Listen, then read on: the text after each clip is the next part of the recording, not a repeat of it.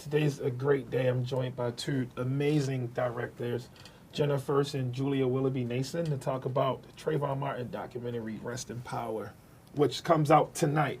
Thank you guys for coming in. Thanks for Thank having you us. for having us. You guys are amazing filmmakers. I want to thank you for coming back. And when I first met you was when you guys did the Kalief Browder story, and I feel like it was eye-opening for people all over the world. So many people learn things about the justice system that they didn't know. Prison reform is going to take place because of that project, and I feel like this project has the same potential. But I want to know, what were you guys trying to accomplish by telling the story of Trayvon Martin? I think that, as you spoke about with Kalief Browder, we had an opportunity to use one young man's story to tell a broader story about systemic racism, about our broken criminal justice system.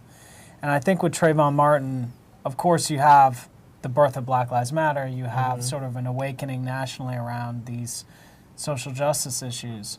But we wanted to kind of tell a bigger story about America's original sin. We wanted to keep going with the work we had been doing with Kalief, dig deeper. And I think, you know, with the current news about Marquise McLaughlin, like, stand your ground is still a major issue. Not much has changed. A white civilian has just killed an unarmed black man and claimed stand your ground. And he hasn't been arrested. It's crazy, and it's as if the people in these states, like, just large segments of people who feel like stand your ground is just not a problem. Yeah, I think this series really explains what Stand Your Ground is, because it's a very complicated law. It's complicated in the fact that it's really for who it serves. And statistically it serves in the benefit of white people.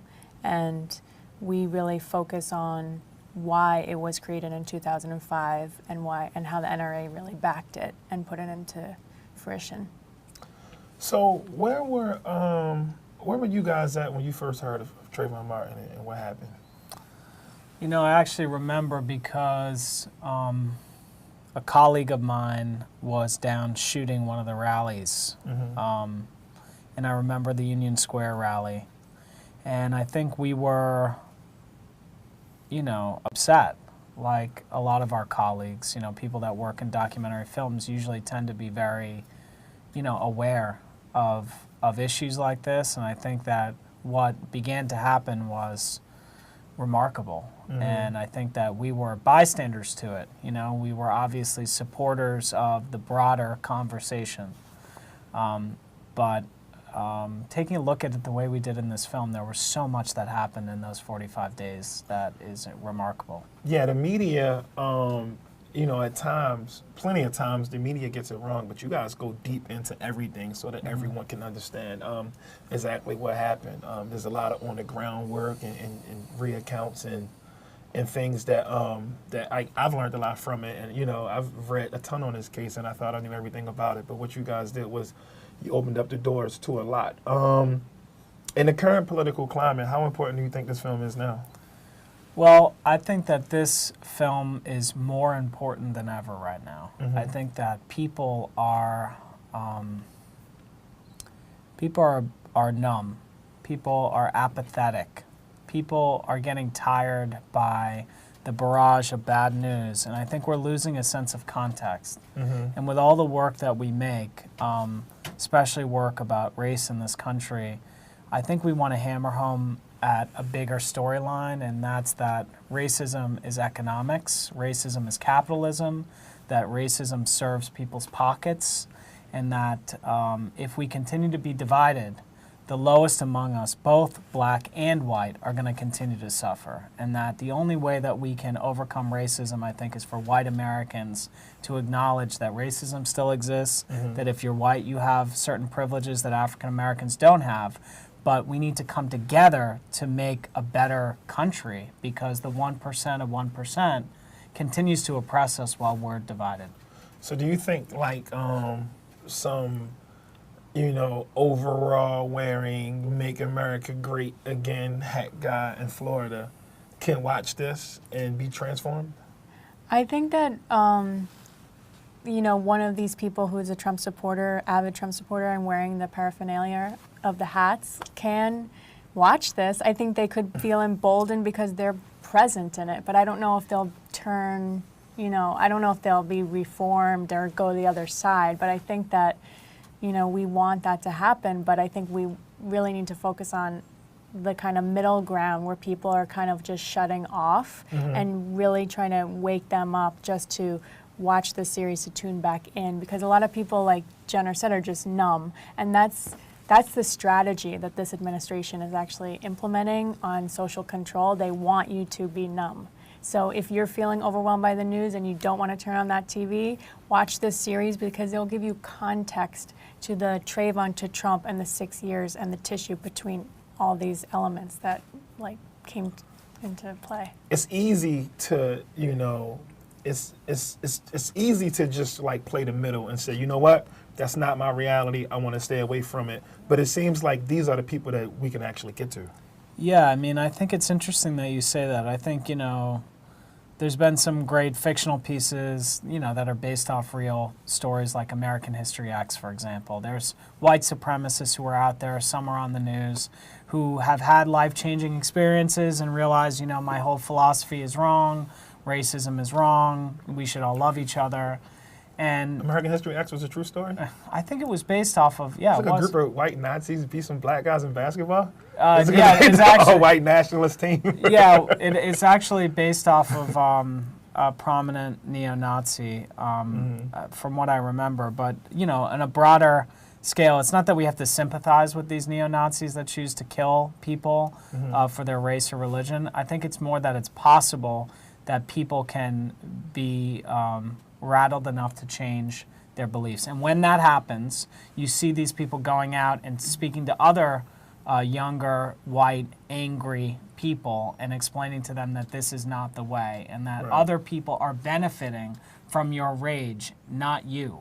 And I think that's the biggest message we want to bring to the overall wearing, MAGA hat wearing Trump supporter, is that you are not benefiting from this, that you were pitched something that is very reminiscent of Bacon's Rebellion, when poor white people and poor black people were going to come together to defeat plantation owners and get equitable living conditions and wages. And plantation owners pitched an idea of white supremacy, that no matter what, if you're poor and white, you're better than someone who's black, even if they're the richest black man in the world. And I think that that's the sickness that a lot of these people who are hurting, that they don't have opportunities, that their life sucks, and they look at this idea of white supremacy as a way out. And frankly, it's a fantasy. There's no economic reality to it.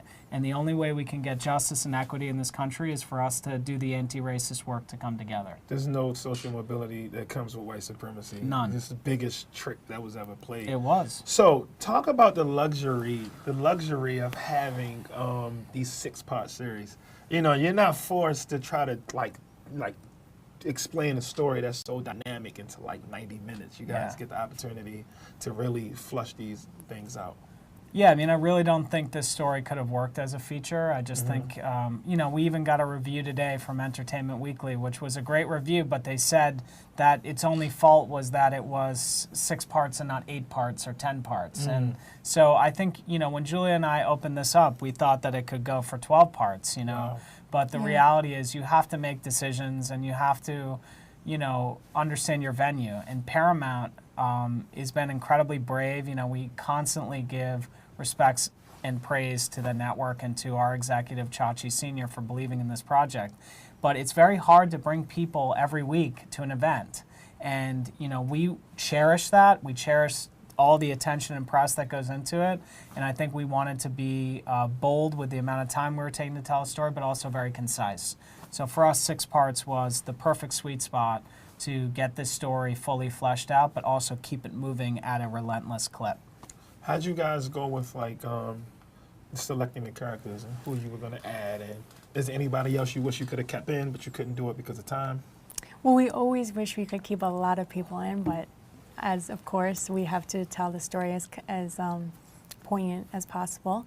But yes, we, as filmmakers, we want to see a huge 360-degree viewpoints. So we would reach out to lawyers, local activists, friends and family of Trayvon's. You know, Tracy and Sabrina's book, Rest in Power, was really the spine and the blueprint for our series. So we started there, and we, you know, just collected all the characters, and then all the people with the, you know, the administration and the Attorney General and a lot of different government officials. We're talking about Rest in Power. It's a 6-part doc series about the life and death of Trayvon Martin. We're here with the directors. That I'm telling you, it's brilliant. It's heavy. Did you guys fall apart like emotionally by making this? We Was did. it? Yeah, we did. Yeah. It's you know, like, well, when you're making it, it's your adrenaline is so palpable that it really lets you carry through the completion. But now that we're finished, now that there's a premiere, now that the world can really take it in, we're finally, at least me personally, I'm finally feeling, you know, the aftershock of working on such a raw, tragic story. But we, you know, we just want to keep pushing through and keep, you know, this narrative open and this conversation going.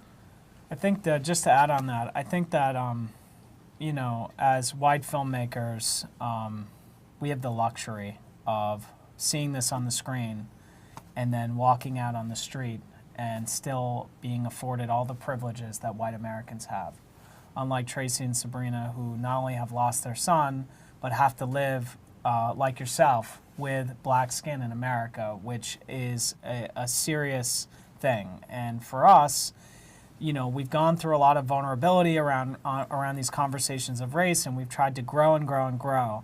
But the fact that we went through a hard time, you know, it shouldn't be about, it should be about white people going through a hard time to realize you have benefited from racism in this country, whether you like it or not, whether you believe yourself to be a liberal or a conservative, you have benefited. You have a certain degree of privilege. And it's our privilege that we get to go through this hard time, but when the job is over, we continue to be white in a country that's founded by white supremacists. So we understand that it's just a totally different scenario for people of color in this country, and that's really the important story here. You guys feel like there's a struggle when having a conversation with privilege, being as though America is so competitive and it's all about capitalism. So like rejecting privilege is kind of like taking away like an advantage that'll push you further. So, and I also on the other side of that, some people may feel like, well, I work hard. Yeah. You know, I'm not, you know, I work hard. So why do I have to sit here and say that privilege granted me whatever I was able to gain? I think that, and I think Julie can speak well to this, but I just want to say one thing about what it means to be white in this country. You're shielded from so many realities. African Americans have to deal with a different reality in this country, which is the sort of the enduring effects of chattel slavery and how this country was built and the lies that were told and the oppression that went on. And I think that white people, because they've been shielded from all this, and this is talked about by a lot of intellectuals, there is this thing called white fragility. Right. And white people, when confronted with their privilege, they either they lash out, they get withdrawn, they feel guilty, they feel sad, and you know there's a host of responses. But I think, and many of people have written about this, you know, I think the biggest and best response that you can have is to feel that, not make it about you, and try to take that feeling and translate it into something positive. But there's too much fragility around white Americans and them confronting race. If you think it's undermines your success, you're missing the point. You know, there's so many aspects of privilege that have gone into you having the life that you have. Even if you were an immigrant, even if your family never owned slaves, it doesn't matter. You know, having white skin in this country on a daily basis puts you at a different advantage than people with brown or black skin. So when you speak about success and like the American dream of capitalism, I think we should question what actually is success in everyone's eyes. Is it money? Is it fame? Is it like oppression, privilege? Like what is success to people really? Because I think at the end of the day, it's the snake eating its own tail. And I think a lot of privileged people, stereotypically, visually, or monetarily, or anything you want to define as privilege, really shoot themselves in the foot morally and have a very empty view of, you know, commonality and compassion between human being and human struggle. Absolutely. speaking of struggle, one of like the more difficult parts of the film for me was the Zimmerman stuff and what he evolved to. Like this scared, pathetic person who commits this horrible, horrible, evil crime and then uses it in a way to like elevate himself by still showing that fear, that hyper masculinity, that I don't even know what like it's just a very trash person. Was it difficult to get information on him, or was his friends willing to step up and talk, or did you guys have to work extra hard for that? I think that certain people in his circles were willing to talk about him. He wasn't willing to participate, but his non-participation shined a lot of light on his character in general, with just his attitude and how violent he was towards our production and stalking our crew. But I think that... he made a Jay-Z threat. Yes, Yeah. he made a Jay-Z threat. What did he say? He said he would feed Jay-Z to an alligator. And he said a bunch of other things that are really yeah. inappropriate that, don't need to be given Right. airtime. But, Right. I mean, in short, I think that George Zimmerman always wanted to be liked, He's kind of like, was never really that successful in his life. He never really accomplished anything. And by killing Trayvon Martin, he had accomplished something so large that at first I'm sure he thought he was headed to jail.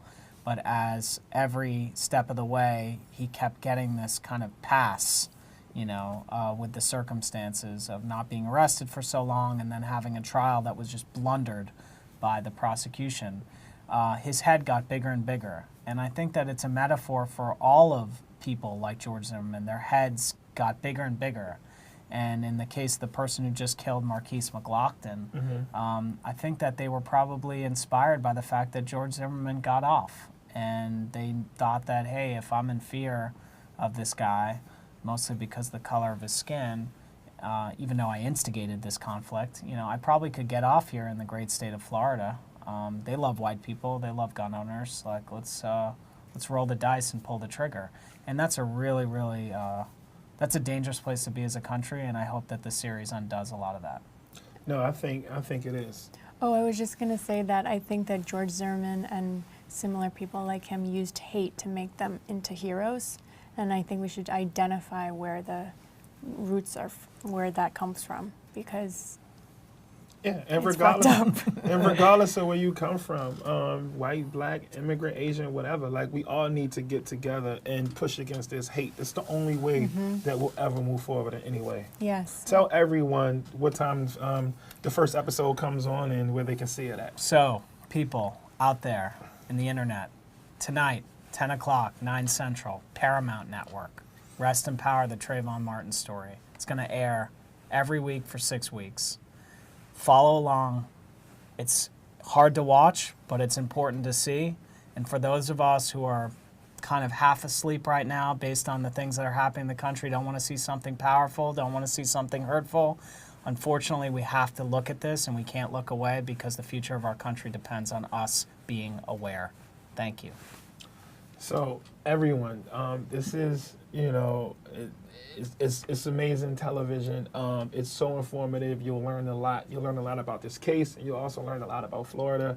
And I think it's really, really important. One thing I will say is I feel like you guys are doing a lot to push the conversation forward. I think this should be, people should be required to watch this. It should be in schools and colleges so you could just get an understanding of not just, the pain that that family went through and is still going through, but also the system and how it fails Americans over and over again. Yeah. That's right. And I think that we agree with you wholeheartedly. In fact, the most important thing our work can do is be used as an educational tool. And we feel the same way about Kalief Browder's story, and it's been used in classrooms since it's premiered. And we want this series to be shown not just to college students, not just to people studying criminal justice, but this should be shown to middle school students. This should be shown because our textbooks do not acknowledge the true story of America. We have textbooks that are whitewashed, for lack of a better word. Yeah, it's like my mom's textbooks were like in my middle schools and high schools, it's like nothing's happened since then. It's Yeah. like perspective and, Right. and change and like just the way we see this country. So this is a serious problem. But you know, again, I feel like films like this definitely push the envelope and I have move the one thing conversation. I want to bring up to you. I can't go into details, but there's going to be a special screening in DC around the 6th episode. And maybe we should coordinate for you to be there for that. Yeah. And, I would love to. maybe do a live session from DC. No, That'd be really I would powerful. love to. I would love to. Because we want to encourage people to vote in the midterm elections, which are going to happen around the time of the 6th Yeah. episode. Yeah. You guys call me, and I'll be there. And thanks again for coming out. Thank you Thank so you much. for having